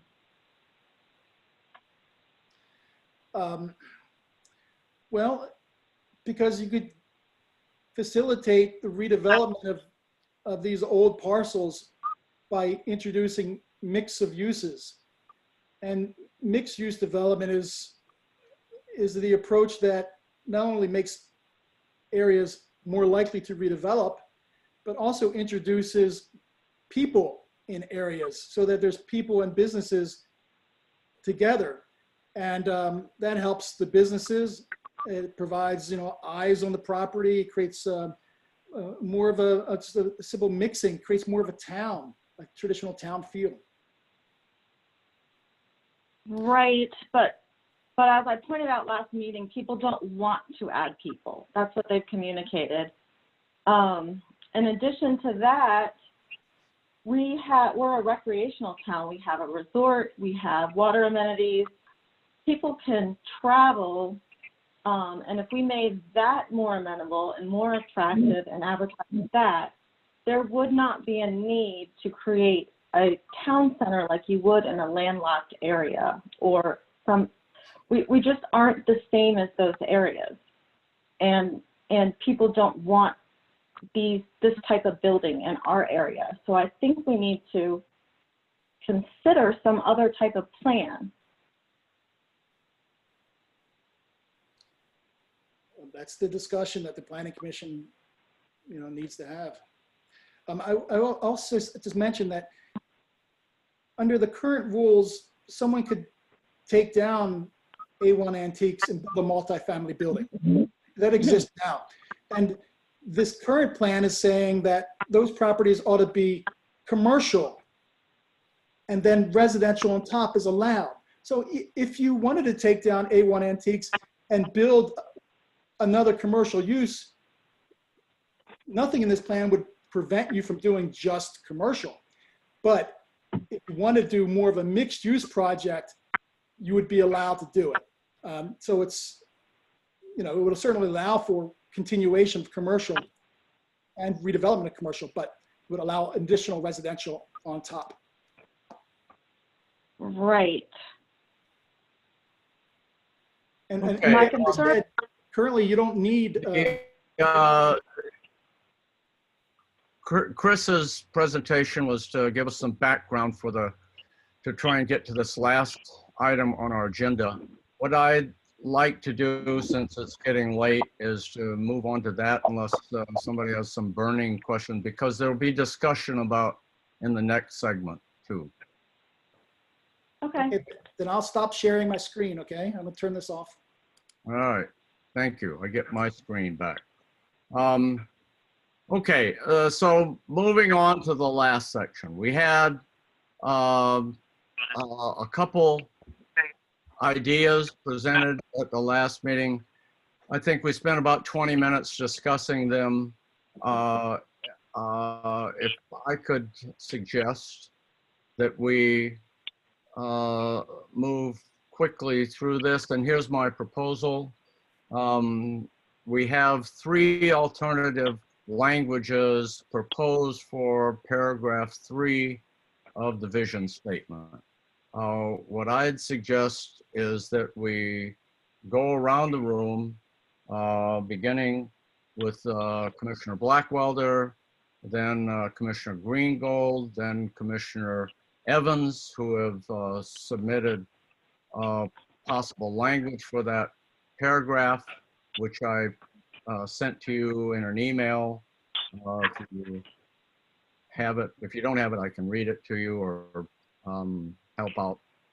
But go around to each of the commissioners, let them make their statement, position, offer a motion if they like, and we'll collect all the motions. Then we'll go around one more time to the commissioners, giving them a second after they've heard any motions that would be on the table, and then have a vote. I would say that I will make second of all, there are 6 commissioners. I'm not going to vote. That'll be an odd number, and we can make sure that we have a majority. But I would offer this motion to begin with, that we keep the language that's currently in the vision statement, in the draft vision statement, which can also change at any future date before it becomes final. But that would be my initial motion. And then anybody else wants to offer a motion, we'll run around the group twice, and then we'll vote on it. And we get a motion that passes, that will end the discussion. So if Ms. Blackwelder would like to begin with her concerns and interests. Thank you. Okay. I think I'd just like to reiterate what I said last meeting. I believe that this land use and growth statement for this 10 years is inappropriate. We've already grown very quickly in the last years and the 10 years before that, and we've had major development projects that we need to assess. I think that we can make use of a very strict bonus overlay to preserve the opportunities that might arise from a development that we might not want to pass up, but to open up our land use to state that we're going to allow 4- and 5-story apartments, I think is not what people are asking for. I think it's not responsible in relation to our infrastructure and where we are at with current projects. And I'm not going to make the motion yet, but I will make it after everybody discusses, to insert either slow or limited growth instead of steady residential growth into our vision for this comprehensive plan for these 10 years. Okay, Ms. Greengold. I hear what Lori's saying, and I think she's got a point that our town residents agree with her that they don't like the multi-level, they don't want the 4- to 5-story complex in this town. I've gotten that feedback many times. And I also think that we can, but I'm not sure that the terminology slow and steady implies that we can't, rezone or have different levels of buildings. I'm still going back to the idea that we need to include language such as we grow at a rate commensurate with the level of our infrastructure, the level that our infrastructure can handle it. So in other words, if it takes some kind of a street study or, I think the problem is when we look at these numbers, Chris, is we're not really reinterpreting that into the number of cars and the number of parking spaces that we need to go along with all those extra buildings. So it's not that I'm totally against adding more buildings, but I'm concerned that, and I going back to the steady and slow, the terminology there, I just don't know if it's going to matter one way or the other if you have steady or slow. I think that slow can imply one house per year. I mean, what does slow mean and what does steady mean? I'm kind of confused about what those two terms mean. I think what we've got is an issue with that some of us don't agree on how much we want to grow or how dense we want some of these properties to be, especially right there around the corner, around where our current town hall is. So, I mean, I see Lori's point, and I concur that we've got an issue there, but I'm not sure that the terminology in this vision statement implies that we can't keep the zoning decently spaced and at a steady pace. I mean, maybe we have to come back and just calibrate how tall we want these buildings, or maybe we want to spread them out differently. But I'm not sure we want to indicate that in our vision statement that we want to have just slow growth. We're trying to get. Because slow growth to me also implies, well, if you want to have a little business, your business is not going to thrive because we're not going to be able to, supply it with enough citizens or residents. So I'm concerned of the implication that slow means when somebody's reading that comprehensive plan. So that's why steady is an important term. But it doesn't mean that steady means that we have to go Zoom. We have to put in all these 600 different, units or even 400. That could go over 30 years, so that we could change up how dense we want that area. So when it comes to the terminology,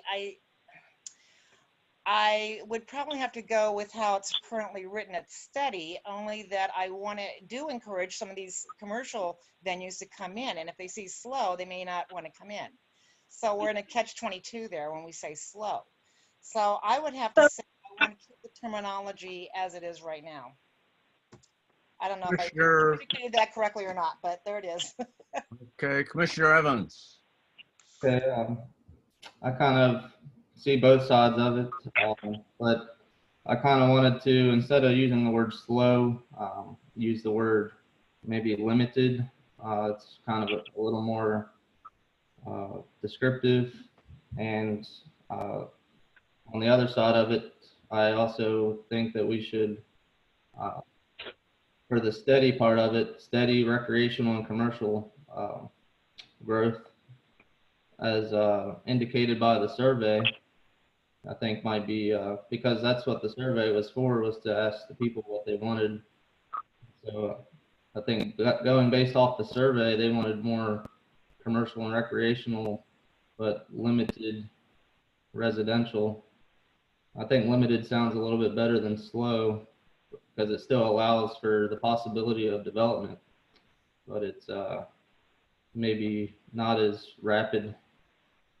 Kind of like from 2010 to 2020, maybe 200 households or so. But,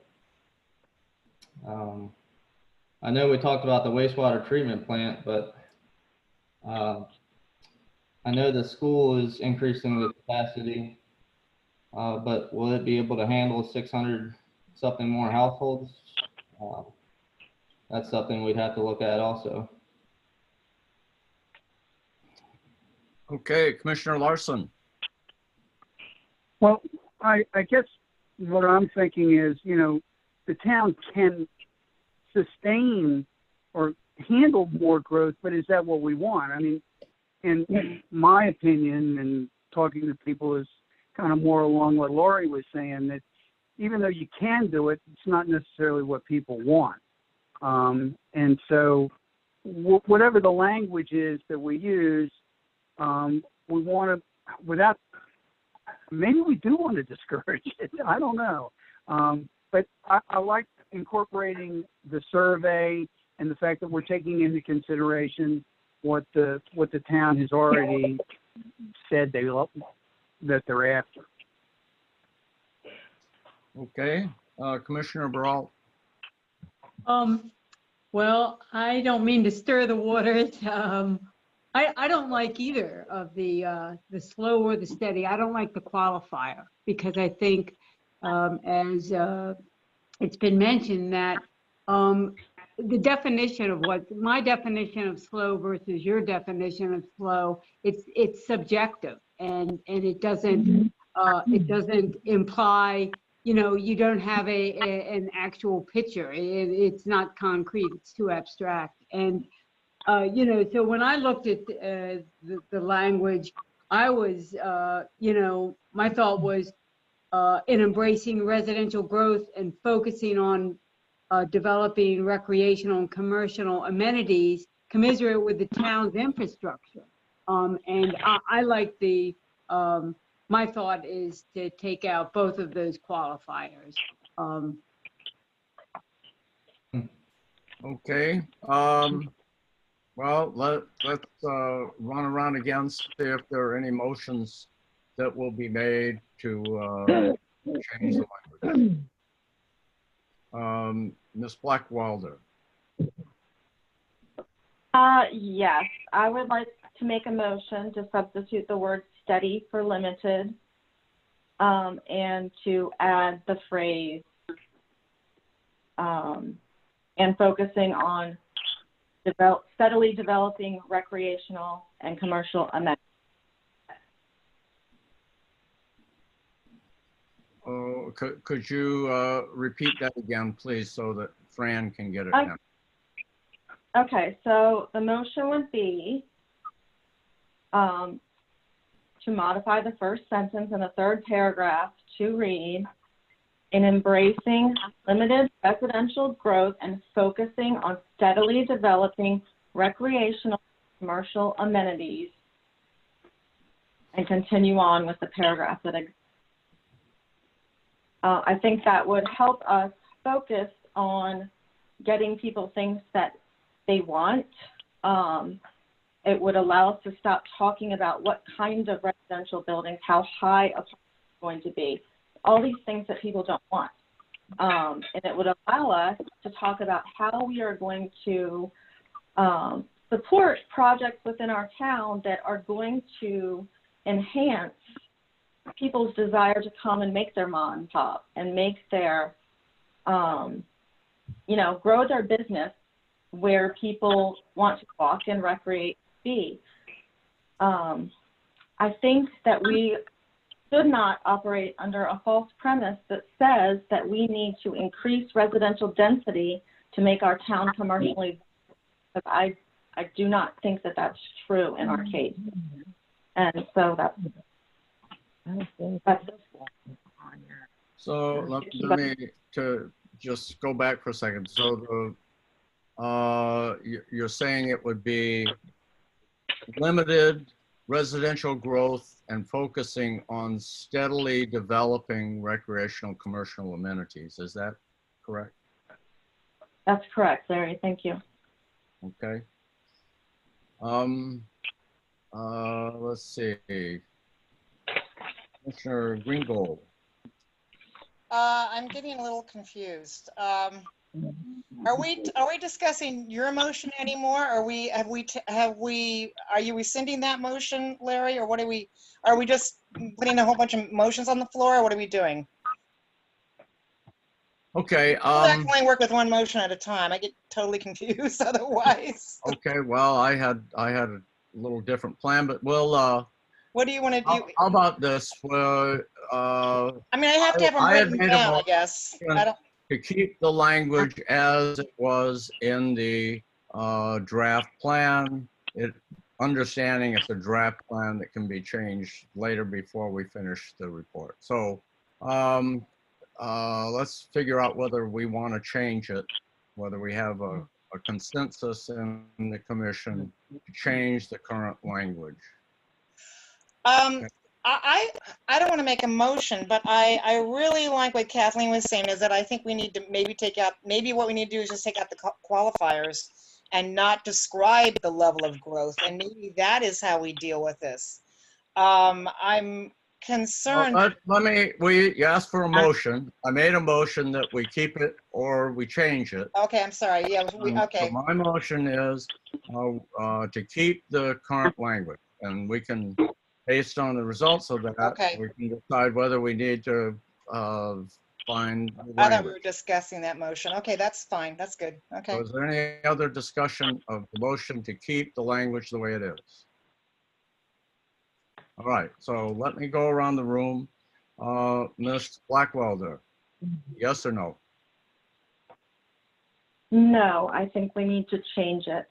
Okay. Ms. Greengold, I will say yes. yes, to keep it the way it is. Yeah. Mr. Evans, I'm gonna say that we should change it. okay. Mr. Larson, I'm for changing it. okay. And Ms. Burrow, Change it, no. no change, is that correct? No, I'm sorry. Vote to change, yes, I'm voting to Okay. change it. Okay, so we have agreement in the commission to change the language.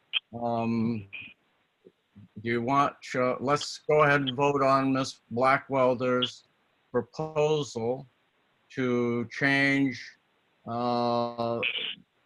basically, it's what was written in the first paragraph that I sent in the email, which would read, in embracing limited residential growth and focusing on steadily developing recreational and commercial amenities, we have guided residential and commercial development into ways that enrich the lives and experiences of town residents and visitors. Is that correct, Ms. Blackwelder? That's correct. Okay, so all in favor, Ms. Blackwelder, how do you vote? I vote aye. Okay, yes from Ms. Blackwelder. Ms. Greengold. I'm sorry.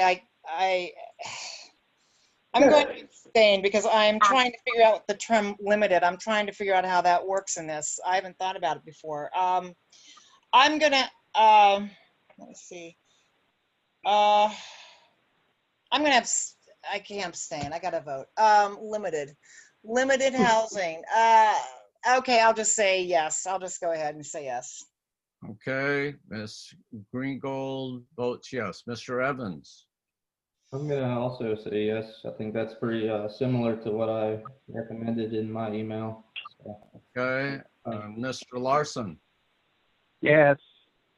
Yes, and Ms. Barrow. No. No. Okay, so we have 4 yeses, 1 no. The motion passes. We have substituted the language. Fran, do you have the language? I didn't hear you. Fran, did you get the language in the motion? I have enough of it. I can listen to it again. Okay. All right. Thank you. Thank you, everyone, for pursuing this. Again, this is still a draft document. We have a lot of work to do and hope to try and move it along so that we can actually finish this in my lifetime. So I don't see the public present, so there's no public comments. Is there any final words? I guess I would like to ask Chris what he proposes we do at the next meeting. I would suggest 2 things. First, I laid out the land use plan for you. I happen to think it fits perfectly with the new vision statement, but we need to decide. We need the planning commission to say this is good enough to take to the public, or what areas we want to tweak. Okay, so that's foundational. We need to move through that. And I have to hear from you about that land use section, because then I can write it.